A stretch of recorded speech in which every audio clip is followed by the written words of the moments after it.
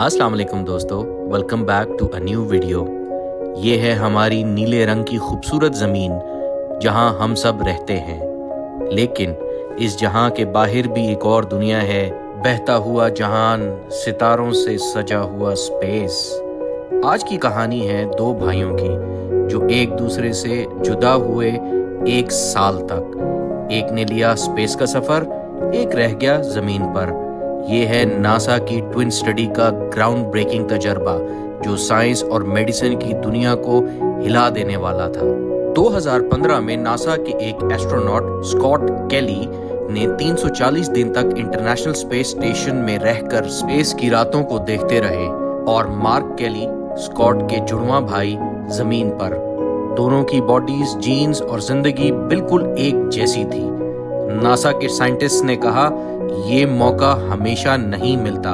हम देखना चाहते हैं कि एक ही जीन्स वाले दो इंसान एक दूसरे से अलग करने पर, यानी एक को स्पेस में भेजने पर और एक को जमीन पर रखने पर, कितने मुख्तलिफ हो जाते हैं।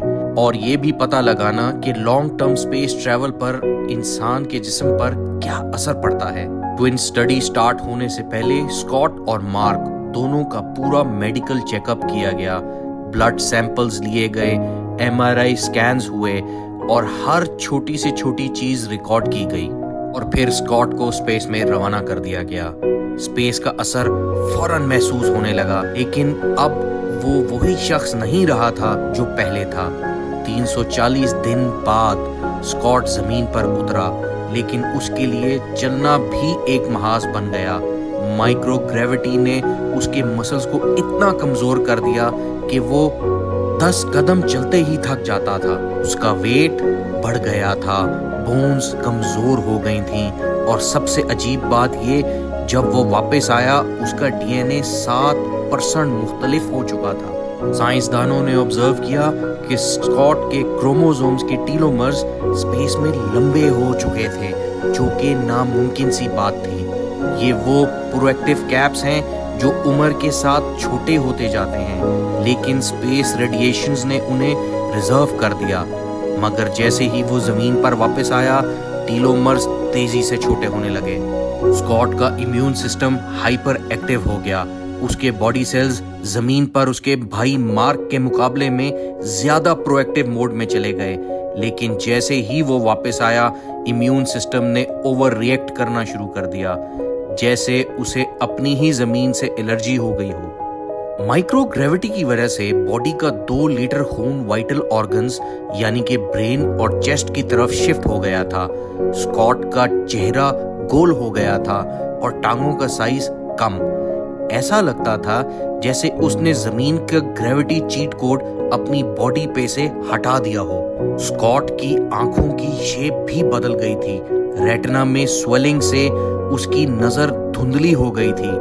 ये है space flight associated neuro ocular syndrome, एक ऐसा मसला जिसका इलाज अभी तक नहीं है।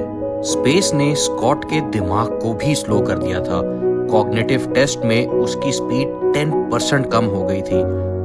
सोचिए, अगर आप एग्जाम में अपने फर्स्ट आने वाले भाई से जीत गए तो कितना मजा आएगा। स्कॉट के ट्विन भाई मार्क का भी यही हाल था।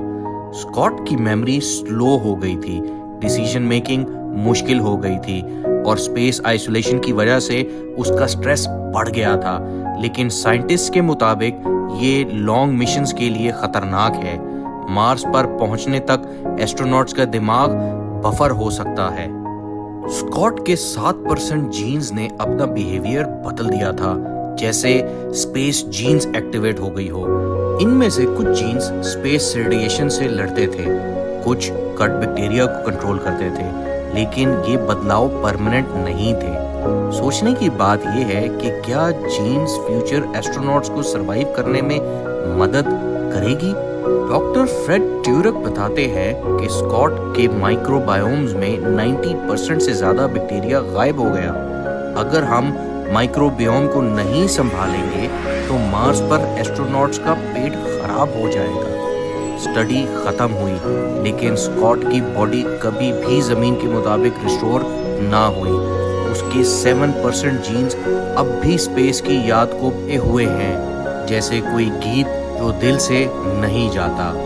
जब साइंटिस्ट ने स्कॉट से पूछा कि दोबारा स्पेस में जाना है क्या, तो स्कॉट ने जवाब दिया, हाँ, मैं दोबारा जाऊंगा। नासा ट्विन स्टडी सिर्फ एक एक्सपेरिमेंट नहीं था, ये स्पेस मेडिसिन के लिए एक नए दौर का हैरत अंगेज तजर्बा था। अगर इंसान मार्स पर जाना चाहता है, ये कहीं दूर स्पेस ट्रैवल करना चाहता है, तो हमें ये समझना होगा कि स्पेस का असर इंसानी जिस्म और दिमाग पर क्या होता है। डॉक्टर मेसन कहते हैं कि हमारा अगला मिशन ये समझना है कि क्या ये चेंजेस लॉन्ग टर्म में वापस नॉर्मल हो सकेंगे। स्कॉट और मार्क आज भी रातों में तारों को देखते हैं। एक ने स्पेस को छुआ, एक ने धरती को थामा। एक दिन इंसान सैयारे ही नहीं बल्कि पूरी गैलेक्सी को अपना घर बनाएंगे, और जब वो दिन आएगा, ट्विन स्टडी की ये कहानी उस सफर की पहली सीढ़ी होगी। अगर ये वीडियो आपको पसंद आई तो लाइक कीजिए, सब्सक्राइब कीजिए और कमेंट में बताएं कि अगर आपको स्पेस में जाने का मौका मिले तो क्या आप जाना पसंद करेंगे।